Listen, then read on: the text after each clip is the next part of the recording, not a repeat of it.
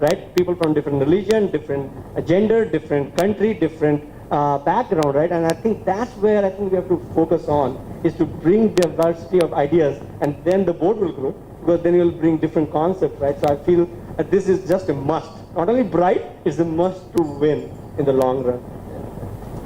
Yep. Yeah, I wanted to add a couple of things on some of the points that were made. So one, actually you talked about Gloria Steinem and the quote that she made. I had the opportunity to meet with her when Cheryl and Laurie, they hosted and as I was sitting and listening to her, and she talked about like the only career choices for women at that time were like nursing and teaching, I was actually reminded of just like my background. And my mother, she wasn't allowed to even complete her 10th grade because her parents said, oh, enough maths to do your laundry and your grocery bills, and so really you don't need to study any further. So if I think about like that single data point, and I think about how much things have changed in one generation, and the fact that me and my sister are both postgraduates, sound careers, I'm hopeful for what is it that we leave our next generation, and the situation that they will have, and I'm hopeful for that. So that's on the progress and also just the acceleration that Lakshmi can talk about. But talking about the wage gap differential, I think we have to think about why it is happening. Because when I talk about with managers will say, we're not discriminating. It's not that I'm making a lower, compensation package to a woman versus a man when they come with the same kind of qualification. But if you think of the stats, like 57% of men out of college negotiate, whereas 7% of women do. And then you think of, okay, who do we blame? Do we blame society? Or do we blame just, how it is that we women approach these situations? So I think it's really important for women and men to understand areas where we're typically stronger and typically weaker in, and overcompensate for it. But the challenge also is that it's not just as simple as saying, okay, women, that you don't negotiate, so make sure you negotiate. Because again, that's proven science that if a man negotiates, it's considered, acceptable. But if a woman negotiates, she's like, is she really going to be a team player? Like what kind of team, does she really value the job? Is she passionate about this? It's again, just those are the kind of questions that come up.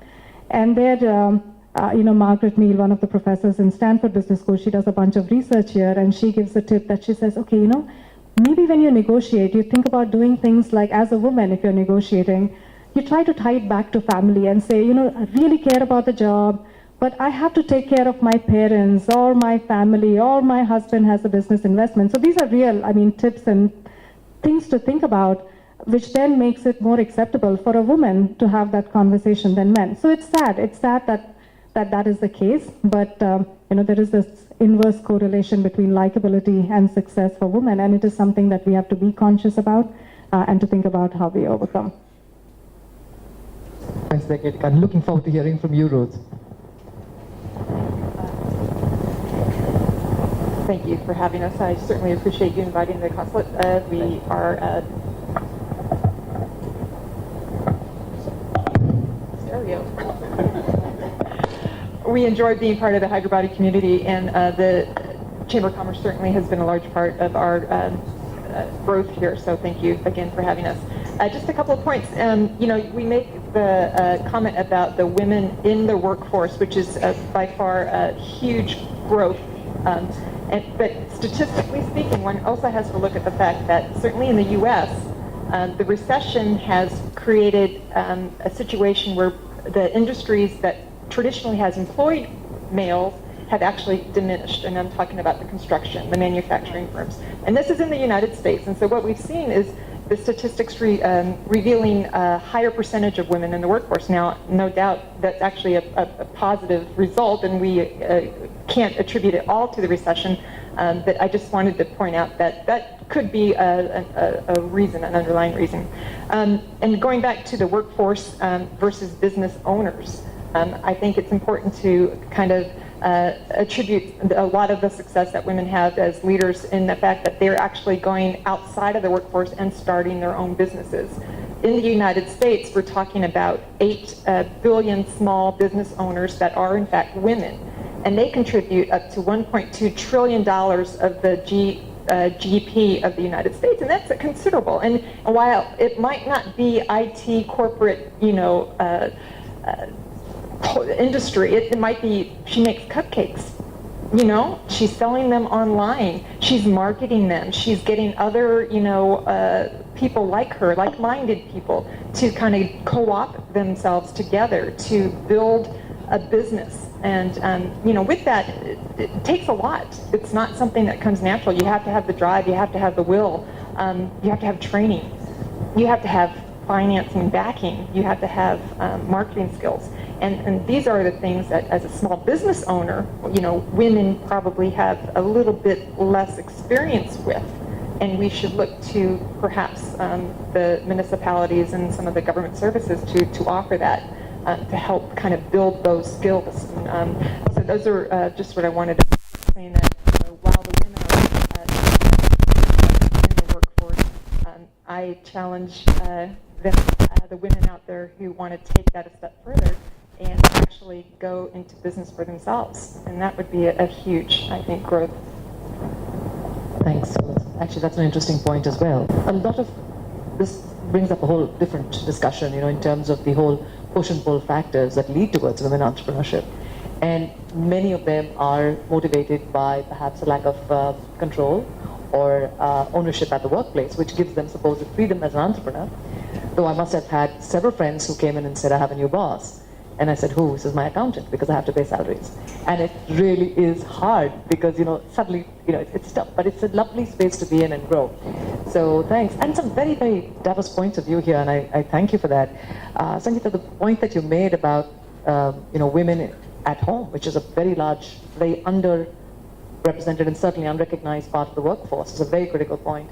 And it brings me to mind about a couple of other things, which is, when we sit on a panel like this, what constantly amazes me is we are such a small microcosm of women and men in India.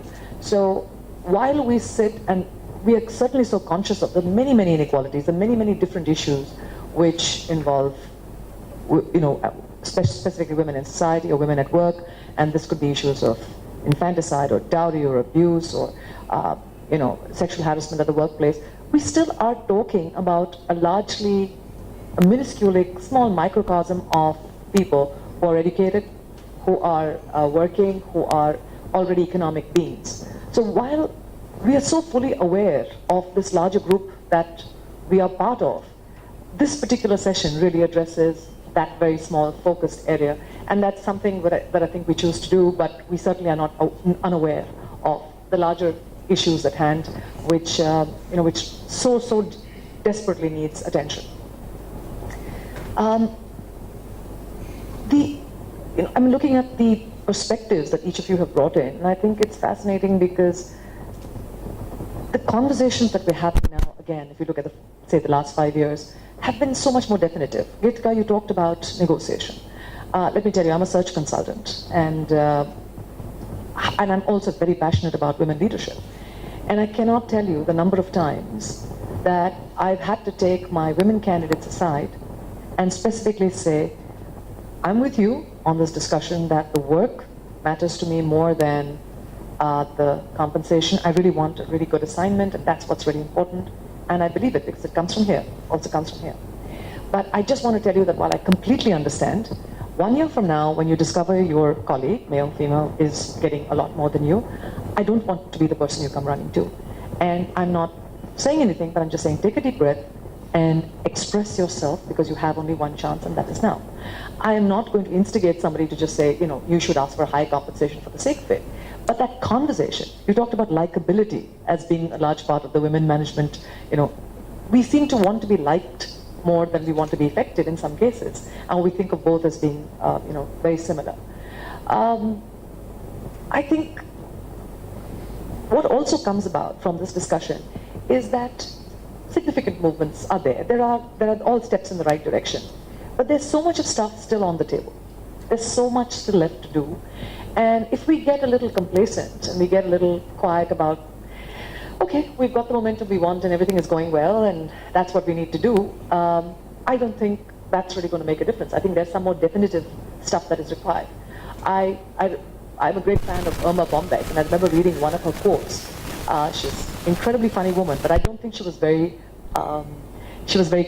very comic about this bit. She obviously believed very much in the whole concept of, women really pushing ahead to get what is appropriate or what is due.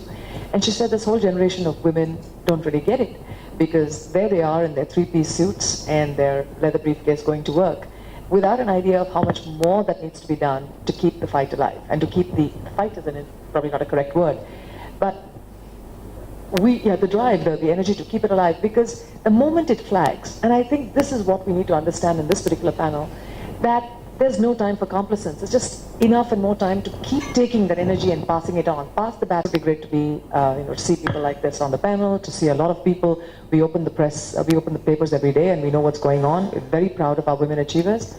But what next? And I'm going to ask you a question which I would like you to answer towards the end. But two important questions which I think would be relevant to this discussion.